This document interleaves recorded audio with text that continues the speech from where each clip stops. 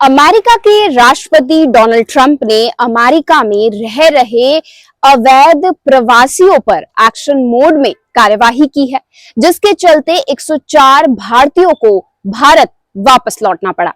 America से deport किए गए भारतीयों को मैक्सिको अमेरिकी सीमा से पकड़ा गया था।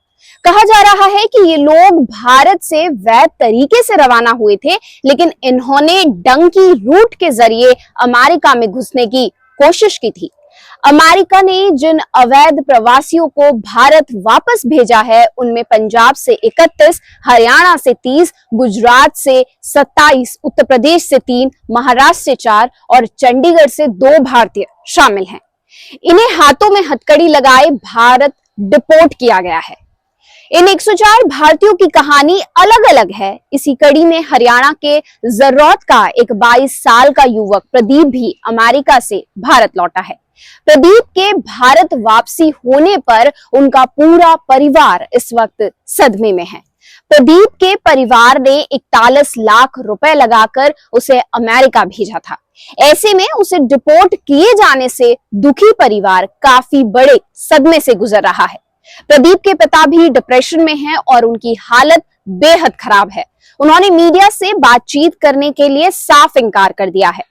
परिवार ने अपनी जमीन बेचकर बेटे को विदेश भेजा था। कुछ मीडिया रिपोर्ट्स के मुताबिक पड़ोसियों से बात करने पर पता चला कि गांव के युवा खेती नहीं करना चाहते, इसलिए ज्यादातर किसानों के बच्चे विदेश जा रहे हैं। वो बताते हैं कि उनके गांव के ही 25 लड़के देश के बाहर हैं।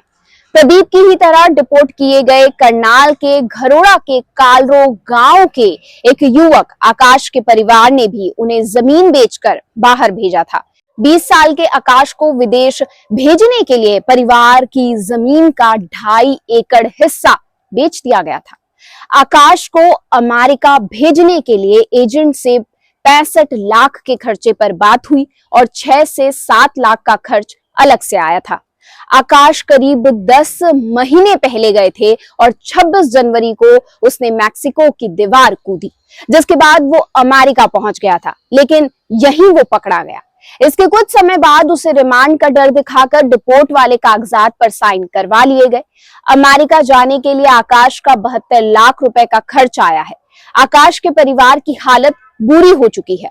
परिवार चाहता है कि एजेंट के खिलाफ सख्त से सख्त कार्यवाही की जाए।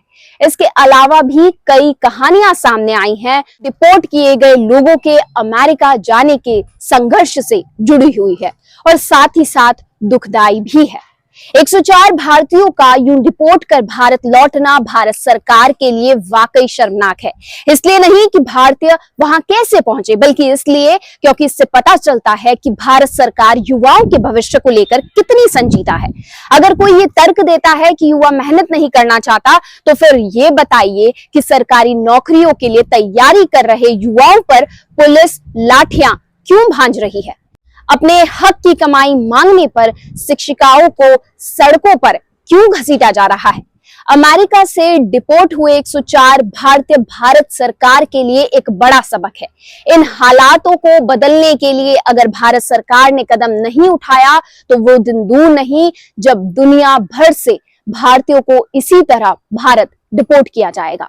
जिस तरह बांग्लादेशी लोग रोजगार की तलाश में भारत में अवैध तरीके से घुसते हैं, ठीक उसी तरीके से भारतीय दूसरे देशों में रोजगार के लिए जा रहे हैं। भले ही भारत सरकार जीडीपी में ग्रोथ दिखाकर भारत की अर्थव्यवस्था को स्थिर बताने की नाकाम कोशिशें बार बार करती आई हो, लेकिन भारत की अर्थव्यवस्था को जब तक विकेंद्रीकरण के दायरे में नहीं लाया जाएगा, तब तक भारत की अर्थव्यवस्था केवल 6% पूंजीवाद लोगों के हाथ ही रहेगी और इसी तरीके से भारतीय लोग विदेशों से डिपोर्ट होते रहेंगे। आप क्या सोचते हैं पूरे इस मामले पर? नीचे दिए गए कमेंट सेक्शन में कमेंट कर जरूर बताइएगा।